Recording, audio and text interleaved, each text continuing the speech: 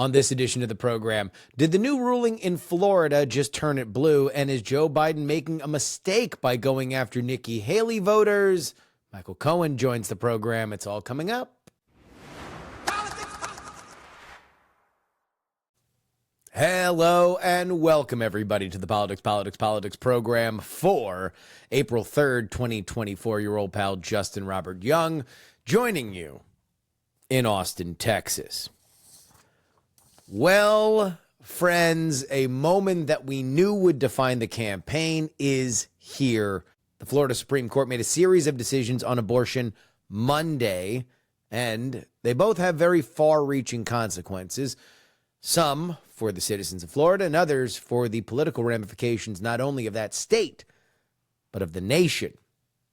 Here's the first one. The final legal challenge before Ron DeSantis' 6-week abortion ban could go into effect is now cleared. The ban, with exceptions for rape, incest, and health of the mother, will take effect within 30 days. Second, the court cleared the way for a ballot initiative this November that would enshrine in the state constitution the right to an abortion up to fetal viability.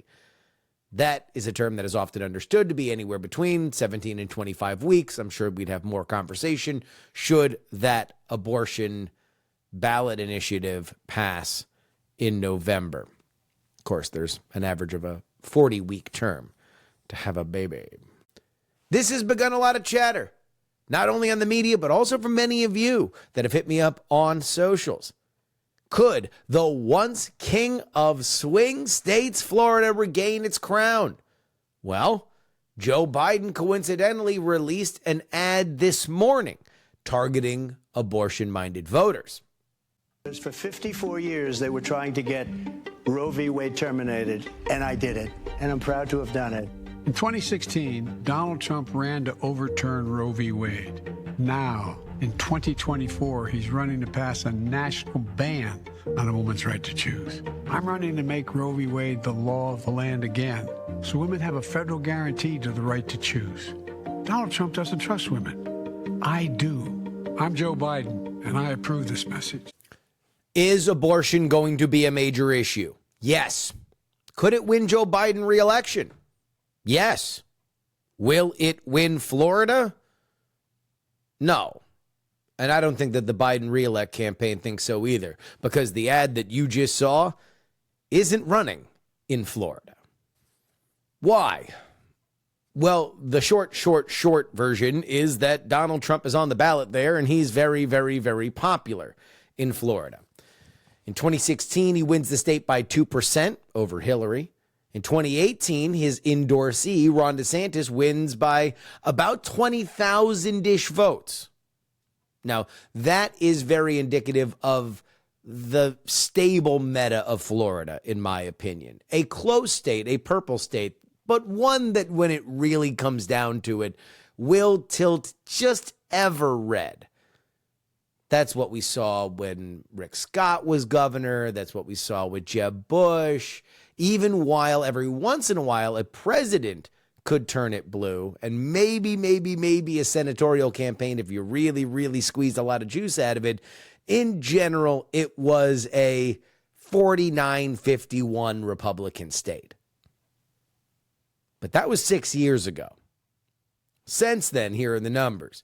2020, Trump expands his lead to 3.5 points in a losing effort for the presidency. In 2022, both Ron DeSantis and Marco Rubio win statewide by over 15%. DeSantis damn near 20%. Of course, that gave the old boy enough confidence to run for president, which, whoops, didn't quite work out. But let's say that this ballot initiative just sets the blue counties in Florida aflame. Goodbye to red Miami-Dade, which is what DeSantis had in 2022. No. Now, not only is South Florida very much engaged, but also the I-4 corridor, the other place where Democrats live in Florida, has turned out like never before. You're still putting a lot of faith, even in that scenario, in one of the most incompetent state parties in the nation, the Florida Democrats. There's a lot of blocking and tackling to take advantage of that enthusiasm, something that the state party has proven themselves woefully inept at. That is, unless the national party flies a bunch of people down and holds their hand while they're doing it. So the real question would be, does Biden 2024 believe Florida is actually flippable? Well, we'd have to see some pretty eye-popping polls to make me believe that they believe that that's possible. You'll hear a lot of talk about how Florida is in play, but talking big and spending big are two very different things. And Florida, with 3 media markets in the top 20 nationally, is very, very expensive to play in. Specifically because you need those media markets because they're the places where Democrats vote. On the GOP side, I would say they do need to take this seriously. A loss in Florida, where your presidential candidate lives, and a popular governor kicked off this situation by passing a law that seemed a lot more designed for Des Moines, Iowa than it did Fort Lauderdale, Florida. You know, remember initially he signed a 15-week ban. That's more like what Youngkin did in Virginia. A 6-week ban is a little, Alabama-ish for a state that is fairly cosmopolitan. The easiest thing that the Republicans could do, a reunion between Ron DeSantis and Donald Trump. A lot of bad blood still exists from the primary process, but I don't believe that either can really afford any sort of infighting as we go into this contest. Let me make this extraordinarily clear. Whether or not I believe that Florida will turn blue, this is going to be a very close election. It always is in our modern times. But the potential for embarrassment on the Republican side is particularly high. Let's say for the Republicans the worst happened, and indeed Florida goes to the Democrats and Joe Biden. Well, not only could Joe Biden pre-book his stay at the Villages once he leaves the White House, but you would have not only the spiritual base of your power totally obliterated, you would have Ron DeSantis' future totally destroyed, and you would have Donald Trump's home state flip against him. Look, Florida is a red state, and the Democrats are bad, but Trump has only won that state by less than 5 points twice. If Biden went whole hog and the GOP doesn't take it seriously, things could get very 2000-esque. We're talking hundreds of votes that would separate a winner and a loser. Now, I don't think that will happen. I think that Biden understands that all that money is going to be better spent elsewhere, and I do think that the GOP is going to close ranks. But I also think that that ballot initiative might pass. If you look at previous ballot initiative, liberal ballot initiatives, there was a medical marijuana one that happened a few years ago. They do turn people out. It's going to have to pass by 60%, which will be a challenge in Florida. But I don't know if Florida Trump voters are particularly pro-lifey. Obviously, there are some, but there's a lot of boat Republicans that probably don't necessarily think a 6-week ban is something that they would like. It's going to be a very interesting situation. And the biggest wild card is how Trump decides to handle abortion going forward. He has kept his powder dry, but he's not going to be able to do it for much longer, especially considering you have Biden running national ads saying that you are going to ban abortion federally. That's not something that I have seen Donald Trump say, but he's going to have a message on it. He won't be able to avoid it. And situations like these are exactly why.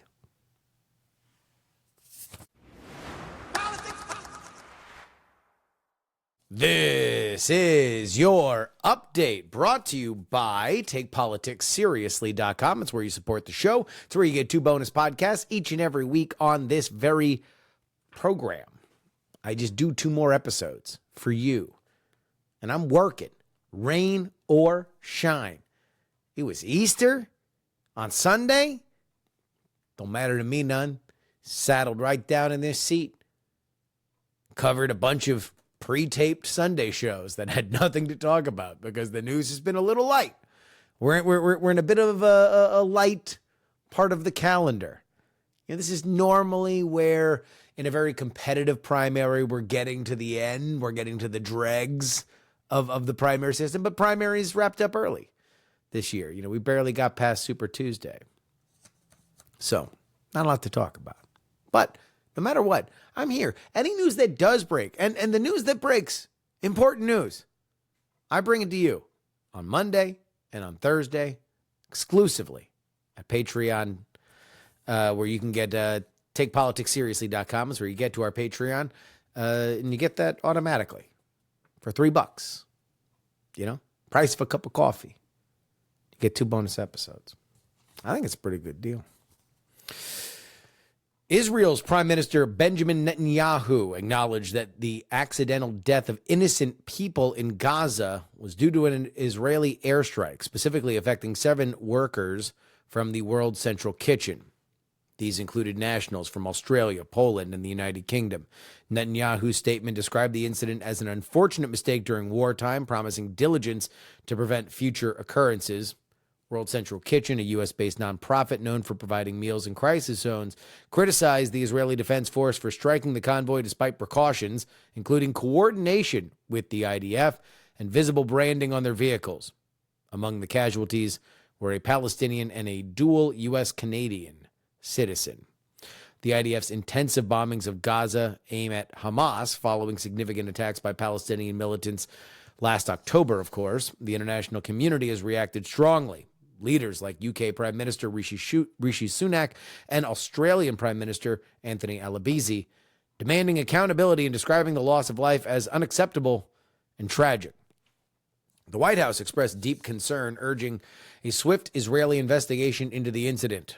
World Central Kitchen has paused its operations in Gaza, where it had been combating severe hunger, delivering over 42 million meals in response to the crisis. This tragic event underscores the broader humanitarian crisis in Gaza, where over 70% of its population faces extreme hunger, as reported by the UN. This is an absolute tragedy, and you can compound it to the loss of human life that has happened in a particularly ugly situation in Gaza. I would recommend that folks go over to friend of the show, Ryan McBeth's YouTube channel. He did a very good breakdown of how these kinds of situations happen, how they work, what likely went wrong here, and some ways that you can have it be a little bit more assured going forward.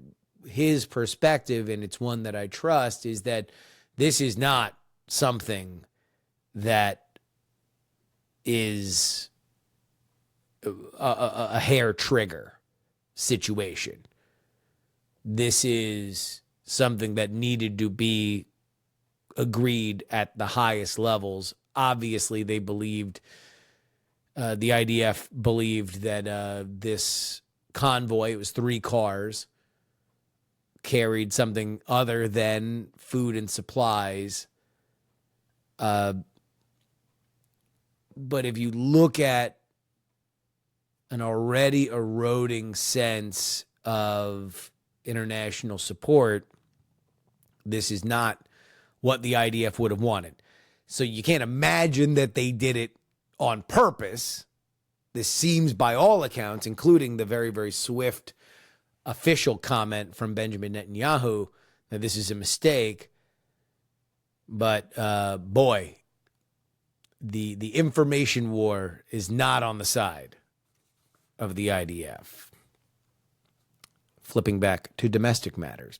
Senate Republican leader Mitch McConnell, representing Kentucky, has firmly stated his intention to remain in the Senate until January 2027, dispelling rumors of an early retirement following his announcement that he would step down as party leader. After an 18-year tenure as the longest-serving party leader in Senate history, McConnell expressed his desire to take a different direction. That was a direct quote. He will, however, remain actively involved in Senate affairs. He emphasized his commitment to counteracting the isolationist tendencies within his party, particularly regarding the support of Ukraine, highlighting the issue as a testament to his ongoing engagement in significant national debates. McConnell made this clear in a radio interview with Terry Miners in Louisville, Kentucky, that his departure from the leadership role does not imply a withdrawal from his senatorial duties or the political arena writ large. His announcement in February about completing his 7th term was a reiteration of his dedication to serving the people of Kentucky and fulfilling the responsibilities bestowed upon him by his constituents and colleagues. There is not a media outlet that I believe is more plugged in or favorable to Mitch McConnell than the Ruthless Variety Program, a podcast that I am a fan of. And more than that, I would say there's only a handful of podcasts where you can actually get pretty good X's and O's from political professionals. There's like 3 or 4 that I've found. If you have one, then please let me know. There are few that are particularly listenable. Or aren't, just biographies of people. So they have said, and a lot of them come out of the McConnell sphere, that Mitch McConnell plans on being both seen and heard as he has stepped out of leadership. That if you thought you know Mitch McConnell, you have not.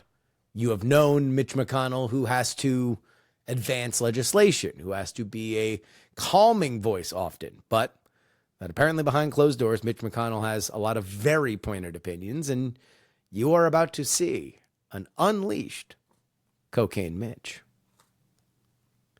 Finally, Representative Ruben Gallego has significantly bolstered his Arizona Senate campaign with a notable $7.5 million in the first quarter of 2024, more than doubling his previous quarter's fundraising. That leaves him with $9.6 million cash on hand in 7 months until Election Day. Gallego's financial position appears robust. This, of course, is the first quarter reflecting the fact that Kyrsten Sinema will not seek a second term as an incumbent, therefore taking that from a 3-way dance to a mano-a-mano contest between Gallego and Republican Kari Lake, the former TV anchor and gubernatorial candidate who raised $2.1 million in the last quarter of 2023. I apologize. Kari Lake's fundraising may increase with support from Republicans who had been hesitant because they might have liked Sinema better. They wanted Sinema in there. Sinema gone. Maybe now Republican money starts flowing to Lake. We will see in the coming months. But Gallego's fundraising success is highlighted by the fact that 98% of the contributions were $200 or less, indicating widespread grassroots support, with 100,000 individuals contributing last cycle, half of whom were first-time donors to his campaign. Here's what I would love. And I don't know if these are part of the FEC declarations. I'll have to text Dave Leventhal. But do we know offhand, do you have to file how many people have donated to you from your home state? Because that would be very interesting. I can't help but believe that Ruben Gallego would be a particularly interesting donation target for Democrats who either A, hated Kyrsten Sinema, who was a big, gigantic national figure. You got to imagine there's a lot of California money, a lot of New York City money that would come in, a lot of angry progressive money. But now Kari Lake is somebody that can be a very attractive hood ornament to draw in money. I don't doubt that he's raising a ton from Arizona. But also, I think he's probably playing nationally, at least in terms of fundraising. Certainly on the Democratic side, there has been a long and distinguished list of that, from the Stacey Abrams to the Beto O'Rourke's. When Democrats find somebody that they would like to support, boy, does that Act Blue trigger finger start getting a little itchy. That's our update. TakePoliticsSeriously.com if you want to get more content. 2 bonus episodes each and every week for the price of $3. Head on over there right now. TakePoliticsSeriously.com.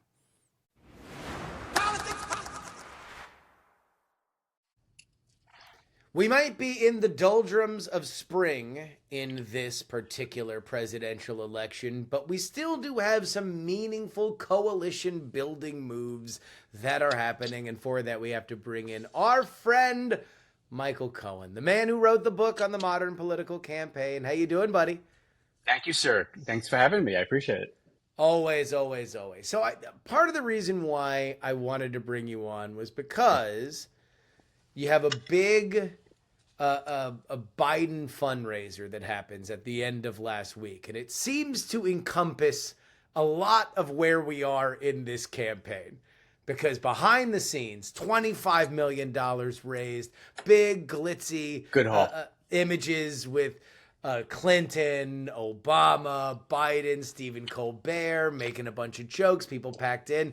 You think, thumbs up. Behind the scenes, you have some more donor wrangling, specifically showing a commercial that has since come out where the Biden campaign is going to directly reach out to Haley voters, specifically by name.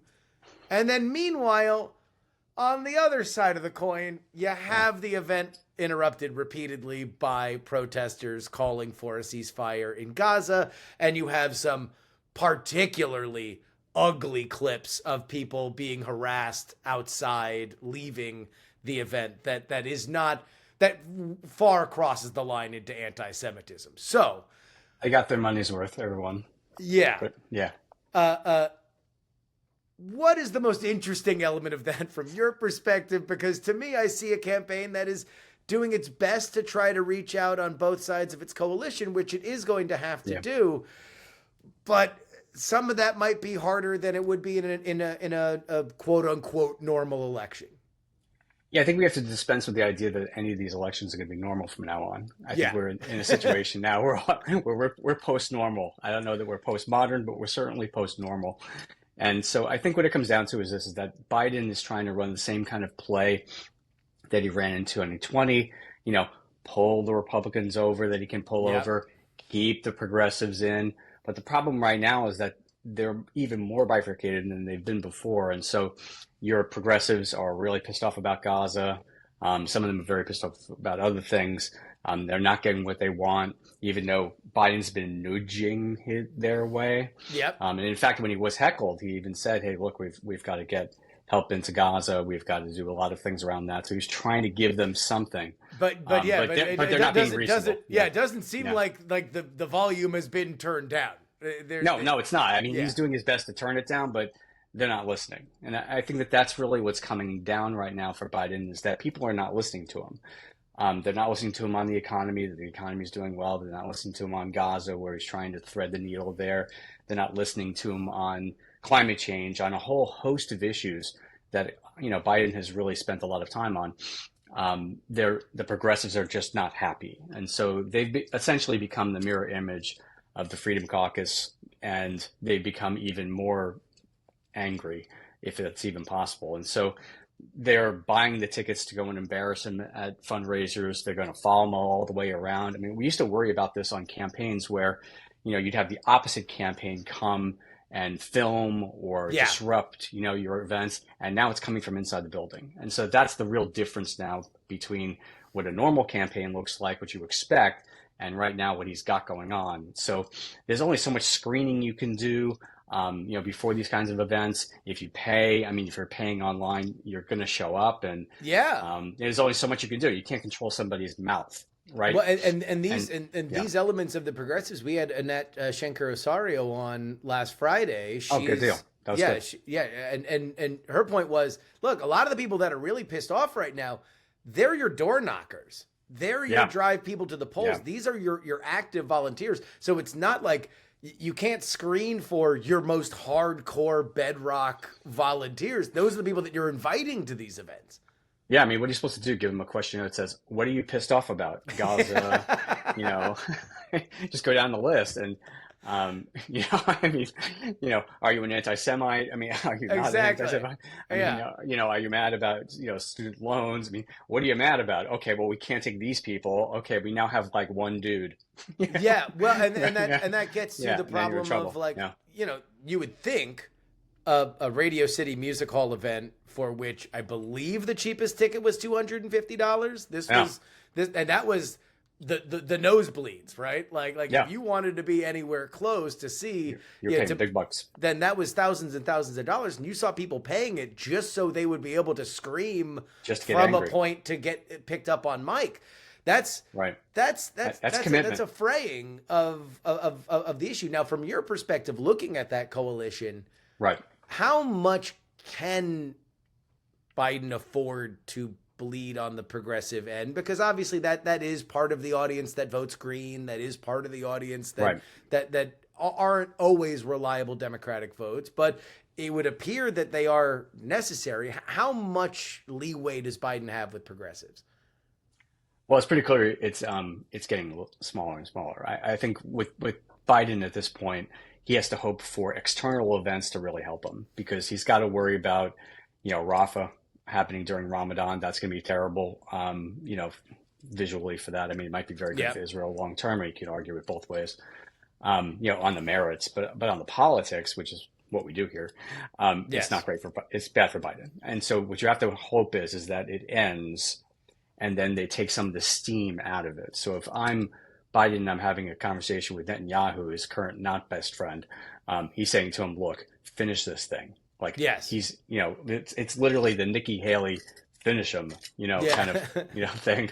And I think at that point, you have to really say to yourself, okay, if it's done, let's say in, before the conventions, that's helpful, right? If it's done after the conventions, if it lingers, that's another thing. But Netanyahu is signaling that they're going to finish this up relatively quickly. And so that's really what everyone needs in the Democratic coalition right now, is that for this to go out and then for the steam to sort of come out of it. So where you have the Occupy Wall Street and all the other, sort of waves of progressive discontent, they eventually end, or at least they dissipate to the point where it's not an everyday thing.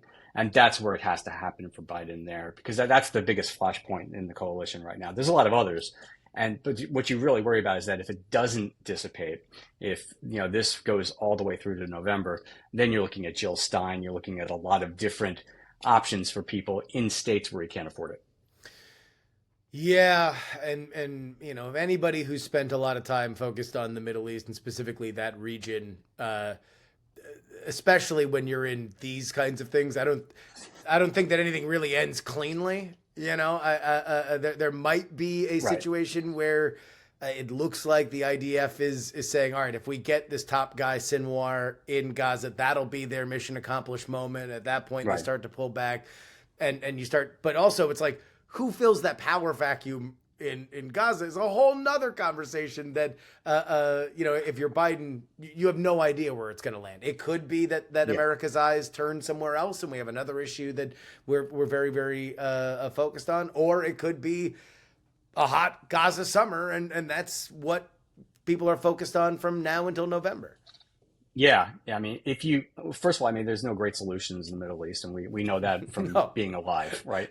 I'm sure that's written on a very old stone somewhere. There's no good solutions here. There's no good solutions. It's always bad. So you have to get to the point where it's less bad, right? So right now it's really hot, and so you need to get it to warm. If it's 500 degrees now, need to get it back down to 120. And so. I think that's what you have to hope for if you're Biden, and what he's trying to do is, helping to cool the temperature down, even if it's incrementally. But what he really needs is he needs for Rafah to be over, for some mission accomplished thing. and then let Israel battle it out internally over whether Netanyahu goes tomorrow or 6 months from now. Yes. So that's really the biggest deal right now. Everything else is sort of garden variety, progressive angst. And that stuff is sort of baked in, right? And so that's really what's going on the Biden side. It's good for him to get the money. He's out raising Trump, which is helpful. Big time, yeah. Even the congressional committees are out raising the Republican congressional committees, and that's a sign, right? Well, with results like the Republican Congress currently, how could you not? Yeah, I know. I mean, when you have Chip Roy on the floor of the House going, "What can I say to my constituents?" I mean, literally speaking the quiet part out loud. Yeah. It's normally, and again, not a normal election, right? You're in the situation now where people are literally saying out loud, "What are we doing?" Right? Yeah, exactly. And so, right, and so it's not like everything is sunshine and rose petals over on the other side. You still have the Nikki Haley people like me who will never vote for Trump. And I know you want to have that conversation. Oh yeah. Oh no, we're gonna get there next. There's plenty of others, but certainly on the Democrat side, they've got their positives. They're raising money, which is good. But the negatives is that they know they don't have the energy that they usually have, and they're gonna have to spike that with negative ads and that kind of stuff because it's not going to work for, hey, Joe is really nice, you like him. Not this time. Yeah, this time. No, and steady Tough hand on the coming. wheel is not quite the same argument that it was in 2020 when things are kind of in chaos right now. Right. Like you and I were talking about this offline. Yeah, we were Yeah. talking about this offline. I mean, between Gaza, the border, Ukraine. I mean, you can name like 5 or 6 Ships things. ships are running into bridges. Planes, doors are flying off. There's just Exactly. a lot of crazy stuff that is in there. Right. NC State, Exactly. Final Four. His brackets are busted. Right, and I'm angry as a Biden voter, right? You're my bracket. Thanks a lot. Well, thanks, Biden. At least he was able to deliver a rematch of Iowa versus LSU on the women's side. Yes, so he should be honestly, he should be touting that. Look, I accomplished that. Let's swing over to the Nikki Haley side because sure. While there is this very loud element of the left that is screaming and yelling. Yeah. At least the Biden brass are saying, well, you want to know what? There's a possible generational coalitional opportunity here. Right. And we relied on Never Trump voters. They provided a lot of the difference in 2020. We cannot forget about that part of the coalition. Mm-hmm. And they seem to have their way in with Nikki Haley. They released a 30-second ad, mentioned specifically Never Trump several times. Barred permanently.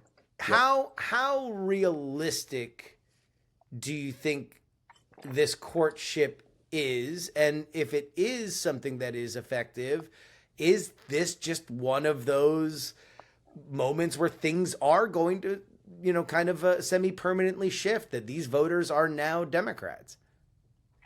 Yeah, I think these are people who would identify as independents, but they are operationally Democrat.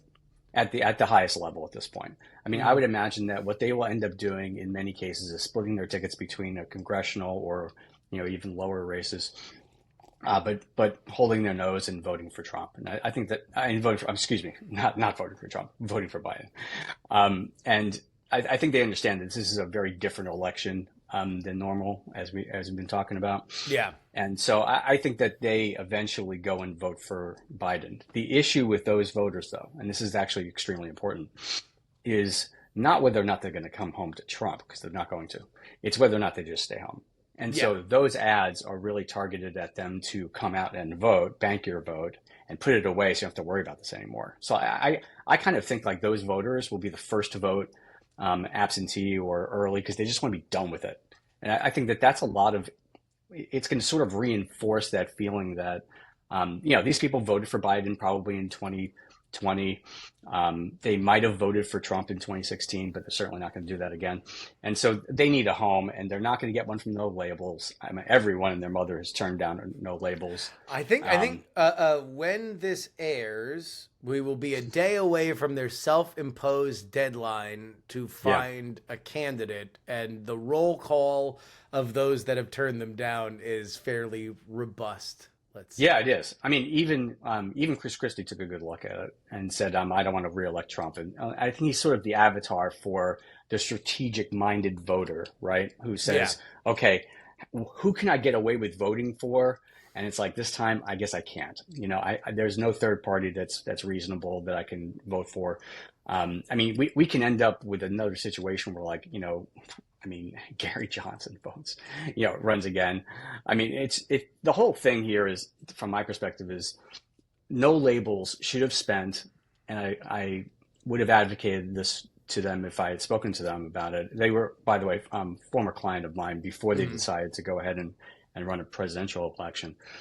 Which is probably not going to happen, to be honest with you. I mean, I met Joe Lieberman. He was a great guy. I met a lot of them over there. They were really deep thinkers. Galston over there had left because they decided to go ahead and run a presidential campaign. I mean, so there's been some sort of, like, you know, breakup. There's been some chaos. Yeah, there's been a little bit of chaos there as well, right? But I think that if they decide to go ahead and put someone on the ballot, it's not going to help anybody. It's going to help.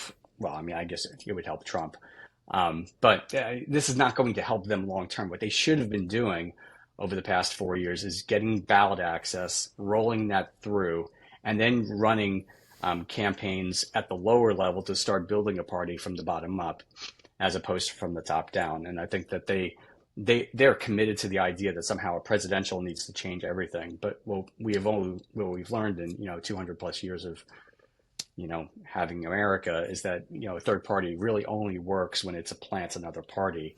And that doesn't really work in this situation because it's not really, you know, an issue-based thing. It's really just sort of a personality thing. Like, we don't like these dudes. We want something else. You know? Well, and realistically, from you know, the cheap seats where I am, the $250, we're all in cheap seats. You know, Biden Biden fundraiser seats. This cost me $5. Cheap seats. I don't know what you would be doing if you are, let's say, like, Jeff Johns is somebody Jeff Duncan from Georgia that turned him down. Why would he burn all of it? He's a young guy. Why would he burn all of his bridges in Republican politics for one bite at the apple?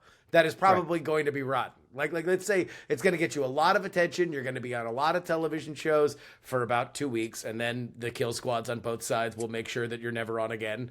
And then at that point, it's like, okay, so now you've burnt everything. So it would really have to be. I mean, let's be honest. This was the Joe Manchin slot. He is fine shredding everybody. He has no love for the Republicans. The Democrats had kicked him out. He was at the end of his career anyway. He wasn't going to need. He was ready to party on his party boat. And importantly, and he turned it down. He's a no label. And importantly, was a no labels guy. Right. So I met him at those conventions and stuff, and he was totally committed. And he even realizes that if I run, not going to happen like Trump, right? Yeah. So you end up with somebody who's probably crazy. And has no future, and so you're back with, like, I've heard one name. Jesse Ventura. I've heard one name that who knows? We'll throw it out there. I heard Yang, that Yang is the guy, and well, that's terrible. And I don't know. I mean, a 1%. This is scuttlebutt. Yeah. This is like secondhand. No, I know. Secondhand scuttlebutt, but we'll throw it out there. Yeah, I mean, that's dumb too. I mean, he's a young guy, and he can easily be a commerce secretary or treasury under. Yeah, but he already burned his bridge. He already got upset with the Democratic Party and huffed out. So. Yeah, but everyone's upset with everybody. So, like, does that really matter? I mean, right? I mean, right? I mean, I think the attention span right now for Pauls who are, like, welcoming people back are like, are you breathing? Do you have a voting card? Welcome back. Welcome back. Let's go. Can you give me $5? I'm in. Cool. I mean, I really think that. And I think Trump has sort of set that bar, which is like, okay, you hate me. Rubio, Cruz, just name the list. Mace. I And mean, now all of them. Welcome home, guys. Trump and McConnell are back on the same page. Yeah. Yeah, ripping on his wife. I mean, it seems like that's the Yeah. gateway to getting loyalty is to rip on someone's wife now, which is really bizarre. Well, then let me, Look, that's why I'm a man without a country. let me look at Nikki Haley as an avatar then. Sure. Because if the Biden campaign genuinely believes that she is the lever for which you can say, all right, all these voters that clung to her, they really do want to be Republicans, but they are absolutely disgusted by Trump. It is going to be something that would be very, very hard to swallow to the point where they might never do it. Then are we at like, hey, what do we need to do to make you night one speaker at the Democratic National Convention? Like, are we at that level? And then if you're on the other side, if you're on the Trump side, is there now renewed thought of like, hey, if we put her on the ticket as VP, there's a utility here that we can at least try to keep some of these people off the field? Trump seems pretty committed to not wanting Haley voters. So I mean, so all the clips that Biden plays, that's primary talk, right? Which we all know things said during the primary. If Haley went out on April Fool's Day, even on April Fool's Day, and said I support Trump, he would be, very happy about it, and it would probably be the funniest thing Haley ever did on April Fool's Day, but it's not happening today, right? I mean, the weirdest thing that we got on April Fool's Day so far is Dennis Kucinich running again as an independent candidate in Ohio 7, which is insane. Amazing. But sure, okay, great. Stud. Thank you. I'm looking for him to sort of land the joke at around 5 o'clock today. Yeah. Just in time for a Playbook PM or something. Yeah. But apparently he's running today, which is fantastic. But back to Haley. I mean, I think that's a bridge too far for Trump to go. I mean, I think that he will let other people do it. So, for example, if he picks a Tim Scott, Tim Scott can reliably say, hey, look, I'm a normie. I'm even getting married now. Air quotes on the married. Putting square quotes on married. Yeah. I'm not scare quotes because I don't think it's scary. I think it's just kind of convenient, right? Okay. Yes. It's ominous air quotes. Yeah. Yeah. I mean, if he doesn't get on the ticket, I mean, does that thing survive the campaign? I mean, I don't know. I want happiness for everybody. What about Cory Booker's relationship with Rosario Dawson? That unfortunately fizzled out as soon as he wasn't running for president. Yeah, and I mean, I guess you got the Star Wars thing, so maybe he was afraid of lightsabers or something. I don't know. Who knows? That was all kind of weird, but, fine. Okay. They went out on some kind of date, that's nice too. Look, it's okay to be gay this time of the world. I mean, it really is. Like, if you are gay, just say it. You are. All right. It just is okay. I mean, so like if it's apropos of nothing. Right. Just as we come into the summer, we're getting close to Pride. I'll do the Seinfeld. There's nothing wrong with that.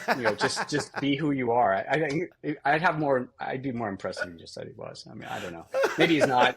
Maybe he is heterosexual and just really choosy. Maybe they both are. It's hard being a senator. It's a spectrum. It's hard. It's a spectrum, right? It's hard being a senator. It's hard, wondering whether or not they're really into you or into the cool office that you have that nobody wants.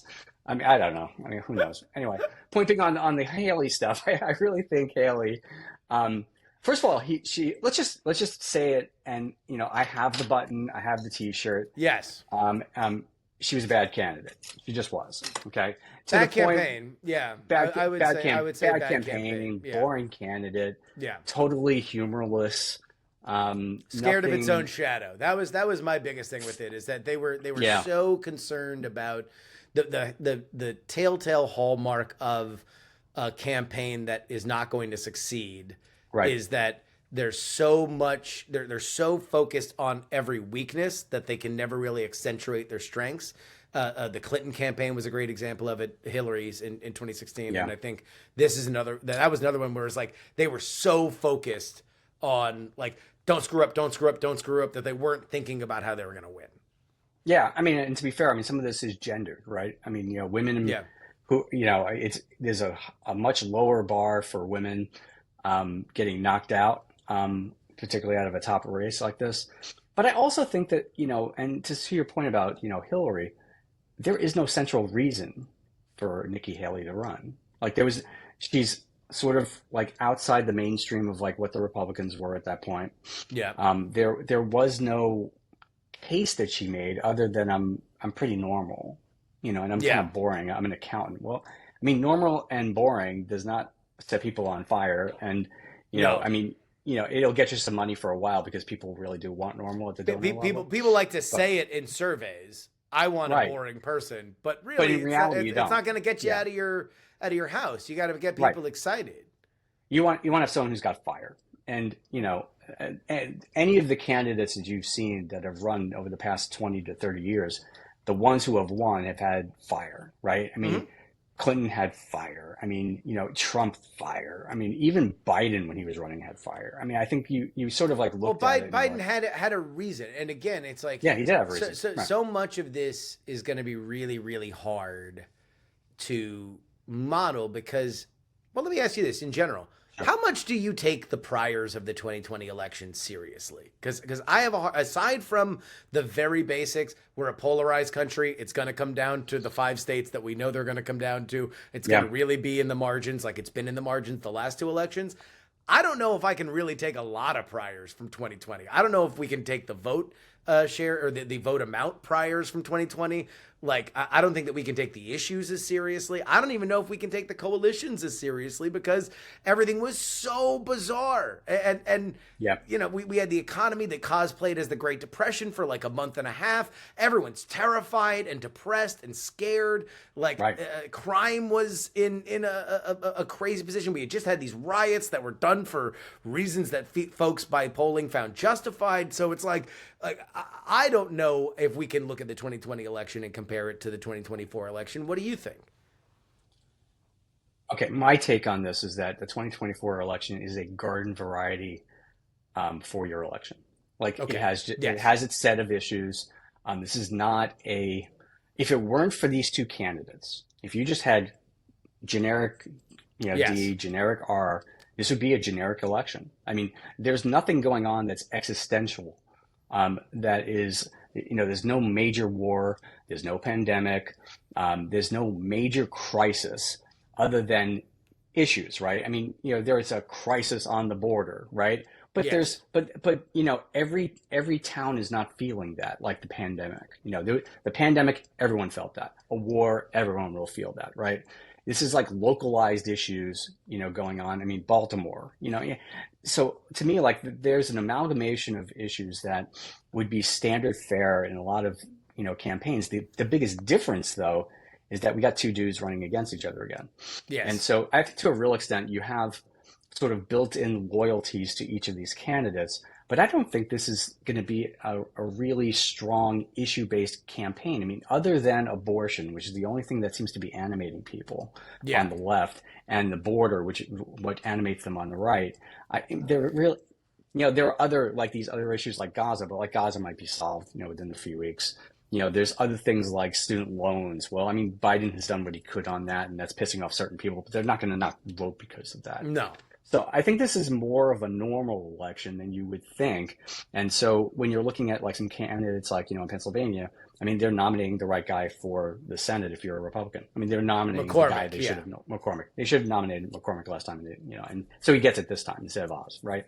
Yeah. So like that becomes a very competitive race, and a race that McCormick can win.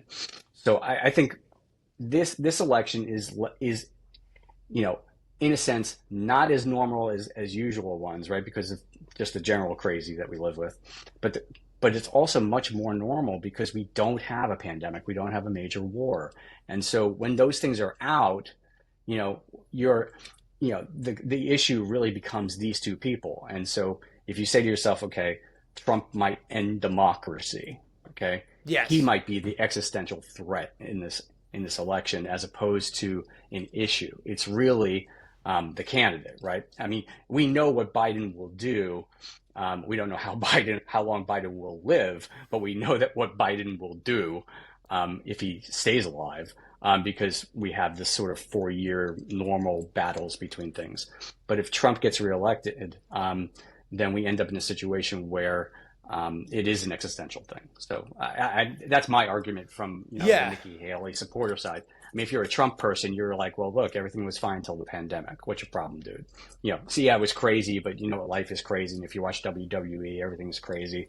And if you watch Real Housewives, it's crazy. If you watch any kind of reality TV, it's crazy. So this guy, I watch crazy all the time. It's actually my entertainment. So, I think if you're a Trump Republican, you're looking at it and going, I like what I had before the pandemic, and the pandemic drops in, so they don't blame him for it. I did a big monologue on Friday about Biden bringing up COVID, and you would think that the COVID thing is something that's hard to predict where it's going to land because it was so personal. It was that there's legit PTSD. There's a lot of anger, especially from parents, about what happened to their kids. They are looking at the fruits of what happened. There is. There's a lot of anger on that. From those lockdowns. And so Biden bringing up COVID is something that's very dangerous, I think, because you never know really where it's going to land. But he kind of has to, because right now you're seeing in polling, Trump nostalgia is a for real problem for the Biden campaign. They need to put some dents in wait a minute, I had more money. They are right now, and who knows where we're going to land by November, but right now I think they are losing the "are you better now than you were 4 years ago" argument, which is usually what we look at as the big barometer. They are, which is why it seems every day that their social media is ripping, showing clips of Trump every day, handling, asking about, can we inject it into our bodies? That kind of stuff. I mean, so they're reminding you of how crazy it was, that it wasn't just a pandemic, but it was also presidentially assisted pandemic, right? And so it was very different, right? It wasn't just that we had a pandemic and we had all these problems related to it. It was also that Trump made it worse, right? And when he was tested, things were worse. And when he left, things got better, right? Yes. And so you have to do that, right, at some level. But, that again, I'm a big fan of not online, right? So and I teach digital strategy. So, it doesn't reflect what people really believe in their lives. They think, okay, well, 4 years ago, the pandemic, whatever. But, 4 years ago, I had more money in my pocket. Yeah. There wasn't a war in the Middle East. We didn't get embarrassed in Afghanistan. Russia hadn't invaded Ukraine. Russia hadn't invaded Ukraine because they were worried about Trump because he's so crazy. That kind of crazy worked for us because he kept Putin in check.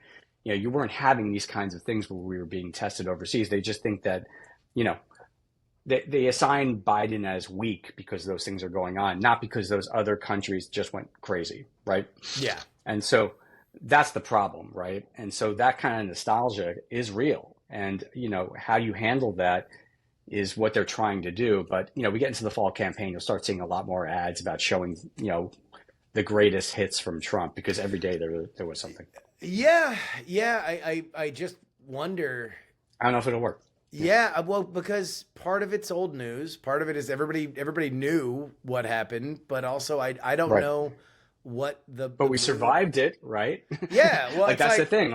We survived it. Does that mean we're okay? Well, that's the other thing is it's who really wants to own their decisions during the pandemic? Honestly, because I know Democrats don't want to own lockdowns. Democrats don't want to own school closures. They want to say, Trump, but that's really what they were pushing Trump to do. When they say that Trump mishandled the pandemic, it was you should have locked down harder and you should have closed schools earlier, stuff that are now broadly unpopular. And then on the other side, not only that, but the research came out and said that the lockdowns were bad. Yes. I mean, well, there's that. Right? I mean, so it's not supported by the science, right? Sure. And meanwhile, the Republicans, Trump doesn't want to own Operation Warp Speed. And that'll wrap it up for us today. Politics, written and hosted by me, Justin Robert Young, for Dog and Pony Show Audio in Austin, Texas. If you want to thank our boy, Michael Cohen, we had a little bit of a technical difficulty. I don't know if you guys could hear it. Hopefully, it wasn't too bad. But thank Mr. Cohen for coming on the show, talking the X's and O's. We always love to have him on. Letter P, letter X, number 3, guest.com. If you want to thank him personally, that'll lead you to his Twitter. If you want to email me, it is theyoungamerican@gmail.com. Again, theyoungamerican@gmail.com. You can Follow, find, and share video clips of the show on TikTok for now.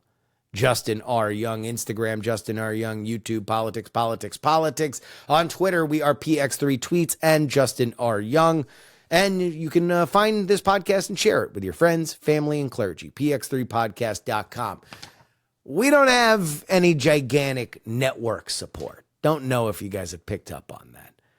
I got my own production company, and that's it. Friends, we got a bindle and a banjo, and we are going homeward bound until we find the truth. And that means that we are dependent on your generosity. So if you would like to give me a one-time donation, just a little attaboy, little $1, $5, just to say thank you. I appreciate that. I've gotten value from your product. Well, you can do so. PayPal.me/payjury. We all got a PayPal with a few extra bucks in it. Venmo money isn't even real. We all know that. Justin-Young-20. Our Cash App is PX3Cash, and you can send me anything you'd like in the mail. P.O. Box 153184, Austin, Texas 78715. Again, that is Post Office Box 153184, Austin, Texas 78715. Of course, you can always get our bonus content at TakePoliticsSeriously.com. Our $3 tier gets you 2 bonus podcasts per week covering all the news that we miss on our free podcasting schedule. And our $10 tier gets your name right at the end of the show like these fine folks on our Titanic.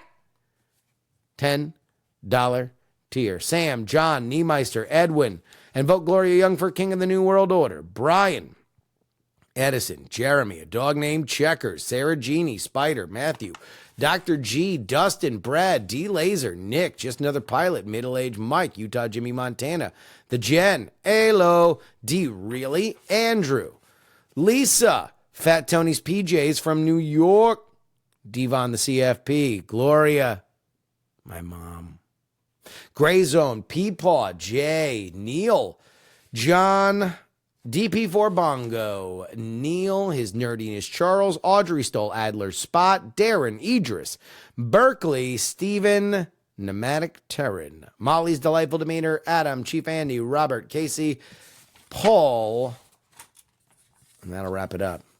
If you want to join them for this, the dog days, the trenches of our cycle, friends, there's only one place to do it. TakePoliticsSeriously.com. That'll wrap it up for us today. On Friday, the next free episode of the show, we will be back with a great conversation about the internet, politics, and strategy.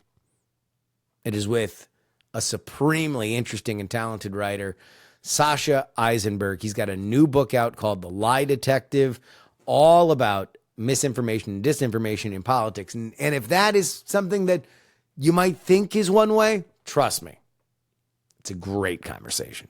You're going to really, really love it. But till then, this is your old pal, Justin Robert Young, saying some shows talk about politics, others talk about politics, and still more discuss politics. But this is the only show that dares discuss all three.